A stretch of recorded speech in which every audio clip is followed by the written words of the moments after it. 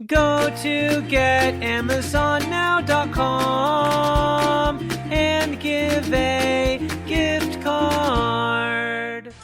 Welcome to humanity. This is our one.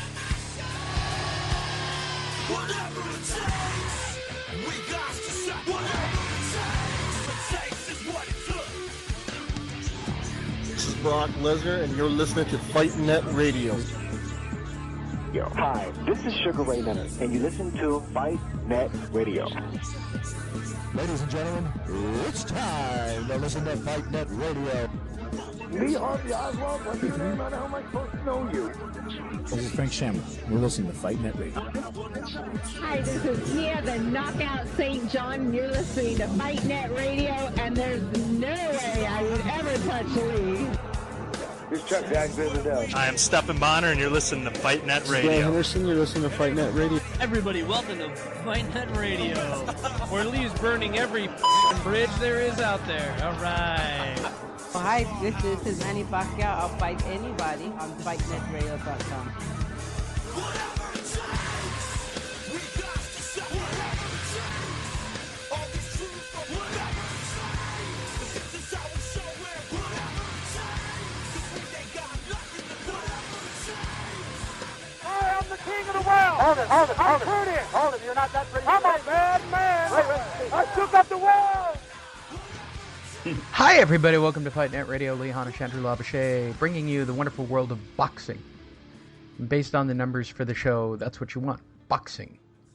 We're here to talk about the results from last night's Premier Boxing Champions, in which Danny-Garcia took on Keith one-time Thurman at the 147 weight-pound division, better known as the welterweight division, where Keith Thurman wins by split decision. I don't know where the split or the decision on the split of the decision comes from. I have my own personal feelings. Andrew called the evening an entertaining night of boxing. I wouldn't know. Based on reports, the Chad Dawson Andres Fonfara fight was entertaining. I didn't get to see it. I thought the pre-card fight was entertaining, even though it was a lopsided affair.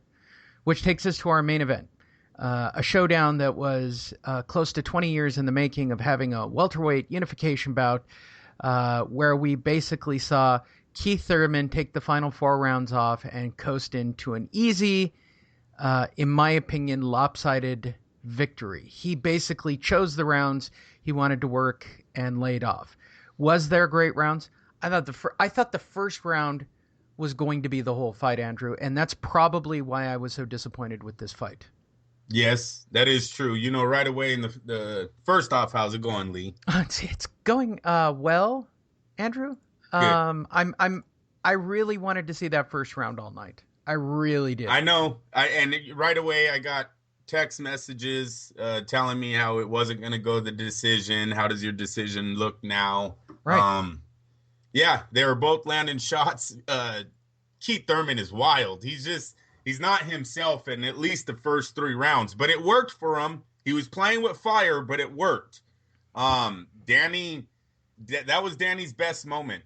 See, you say he took the last 4 rounds off. I say he cruised. He knew how to beat him. Oh, No, I don't. I'm not disagreeing. I'm not saying he took him off. I'm just saying that he didn't have to put in any effort. And it takes me to the larger point, we can get into this, which is nobody's going to go for it anymore. The days of Leonard Hearns, nobody's going to go for it anymore, Andrew. I'm gonna tell you. We talked about Angel not being he was able out to of touch. He's just completely out of touch. He's not able to take Danny to the next level, and I think we've seen that last night. Danny didn't have a right hand. Danny didn't know how to stop the movement of Keith Thurman.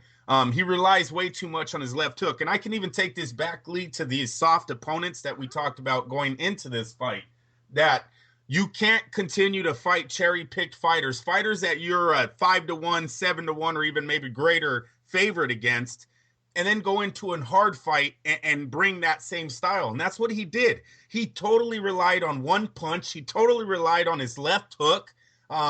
It did not work with a clear superior boxer puncher that was Keith Thurman. He was faster.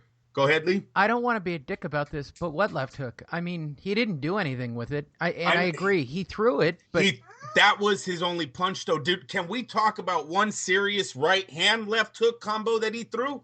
I don't think we can. It seemed like the whole night, Danny Garcia was content on trying to drop a counter left hook either to the body or the head, and it was going to knock out Keith Thurman at some point. Because, Lee, when you fight 4 or 5 fighters that you're able to do this to, and Herrera, he really wasn't. I mean, let's not get this mistaken, guys. Mauricio Herrera beat Danny Garcia. That was a very controversial decision that went Danny's way. But the next 3 guys, Danny really doesn't have to put in effort into beating Malignaggi, Guerrero, and Vargas. He really doesn't have to put an effort into beating any of these guys, and I think that's what showed last night. He wasn't giving, in my opinion, 100% effort into his game plan. It was a very lazy fight plan that Danny had. I told you guys before this fight, Danny needed to have pressure, and he needed to throw multiple left hooks, and the left hook landed. It's not like Keith Thurman got through this fight without getting touched. He got touched. The problem was it was only one punch at a time. So was he exposed?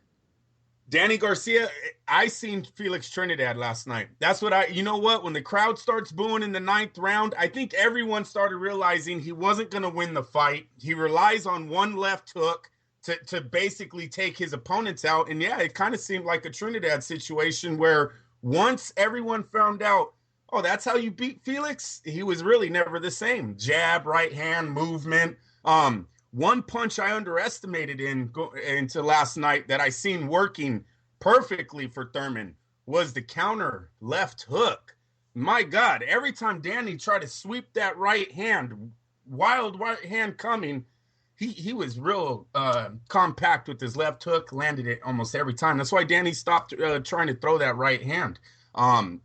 You got to switch your game plan up. When nothing's working for you on the outside, your trainer must tell you it's time to do something else. And they never did that for Danny. And I'm telling you, he needs, if Angel was smart, you can still be the head trainer, just like the Canelo situation I've said many times, but it's time to bring in somebody else as an advisor, as someone who can bring some more knowledge to your team to get your fighter that next step. I believe if they stay with the Danny Angel team, yes, he was exposed last night, and he will not be hard to beat in the future. All right, let's talk about Keith Thurman, what he did wrong, what he didn't do right.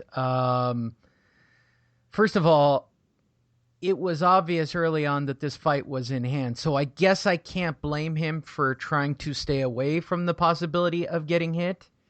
I thought the words out of Bernstein trying to explain that, and they tried to make it a fight. Somewhere around the 6th round, Bernstein made the comment that Danny Garcia's defense is a lot better than people talk about. Which was a lie. Which was a lie, right? Yeah. It's basically Keith Thurman saying, I don't need to throw 300 punches. He's picking his shots at that point. By the 6th round, he had a 4-2 lead easy, arguably. It's a 4-2 lead after 6. He's now picking his rounds. He's got this in cruise control. And why exert yourself? Why get tired where somebody like Danny Garcia can catch you? I don't know if I can be mad at Keith Thurman for not closing the deal. Maybe he never thought he could close the deal. He was clearly larger. He was clearly stronger. He was clearly fat. What shocked me was his speed. Yes. Yep. I underestimated Keith Thurman's speed. You're right. Holy shit. He was on his toes and moving for 12 straight like it was nothing. Yep. Danny, literally after 6th round, looked like a guy who didn't know where he was. I kept having that feeling. At the end of each round, he was in deep water. He couldn't breathe. He didn't know what to do. He's never been in the position where he's been that far underneath. And the reality was Keith Thurman beat him. What bothers me is the fact that they legitimately made this a split decision.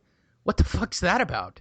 I mean, what fight were they watching? Well, not they. It's that one judge. Right. Whatever judge had it for Danny Garcia, they need to look at him a little bit closer. They're not going to. They're not. No, going to, and you know what? Both I get PBs, both PBC. Well, you know what, Lee? There wasn't a rematch clause in this fight contract, so we don't know if the rematch is going to take place. Keith Thurman, it's possible Keith Thurman has now the negotiation ability to get in the room with Floyd for his 50th return. We'll talk about that later, but 16,000 sold. We'll see what the views do on CBS. We don't know. It's possible now. And look at Keith Thurman. I don't even want to call him a poor man's Floyd because I don't think that gives him enough respect of what he did last night. But there was little glimpses of Floyd in there. The movement, the feints, Lee. He caught Danny with so many feints going to the body, would bring it to the head or vice versa. The uppercut, he would switch to left hook where Danny, he would bring two hooks. The next time he's coming with the uppercut, Danny's thinking it's a third left hook. There's so many of this going on in the ring. When you really pay attention, Keith Thurman did an excellent job last night of boxing his ass off on Danny-Garcia. Almost picture perfect. I'm dead serious. The only thing I think Keith maybe did a little bit wrong is he was a little too excited in the first few rounds. He was very lucky he didn't get caught in the first, I want to say 3 rounds. I think he was out of character. He was pressing the fight way too much.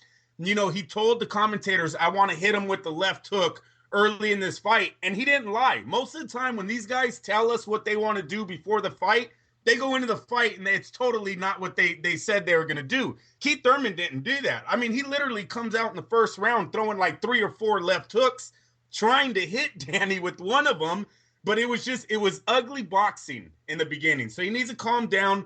Dan Bringham did a great job of trying to calm him down the whole fight, kept telling him to stay smart, because I think his trainer realized Keith had what it took. There was nothing he had to do or tell Keith Thurman to change the way the fight was going. It was going in his hands. Everything was playing into Keith Thurman's hands.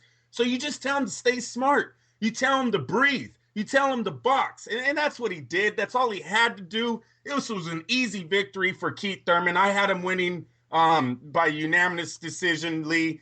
I think Keith Thurman now is the front runner of the welterweight division. Now, it's kind of, we're at some point, I'm hoping Al Heyman will put him in the ring with one of the other top welterweights that are not. It only took 4 years to get to this fight. I now know. You're reaching.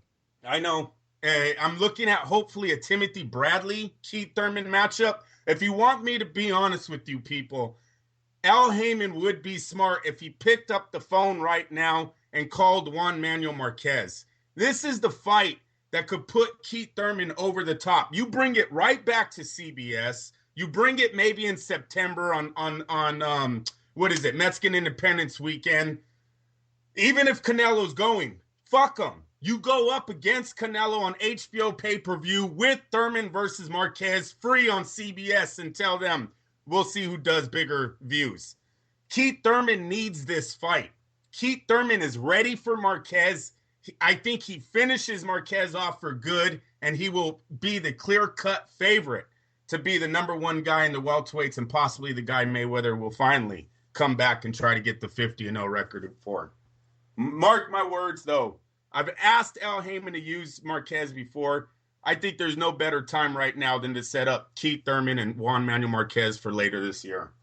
All right. And so ends the tale of the fight. I'm disappointed I recommended it to people. I got to be honest. For the casual fan, that's a shitty fight. No, it wasn't. Yeah, it was. No, it wasn't. I haven't. When I start reading the reports, It's flat after 6. It's flat after 6. Well, I think at that after 6, you got to start appreciating what one man's doing in that ring. No, but the casual fan's not. They're going to change the channel and watch, Well, this is what I'm hoping. Fucking Wheel of Fortune. This is what I'm hoping, Lee, because there's a lot of casual fans that watch the network fights, right? They don't know shit about boxing, but they know HBO and Showtime fighters. This is where Danny Garcia's resume possibly comes into play to help Keith Thurman on last night. Danny has had some very exciting fights early in his career on HBO, Showtime. Danny, it has big name wins. Eric Morales, Zab Judah, Amir Khan, Okay, these fight Lucas Matisse. These are fighters from around the world. These are fighters that have audiences everywhere. They all know what Danny brings. He's a power puncher. He throws a lot of. But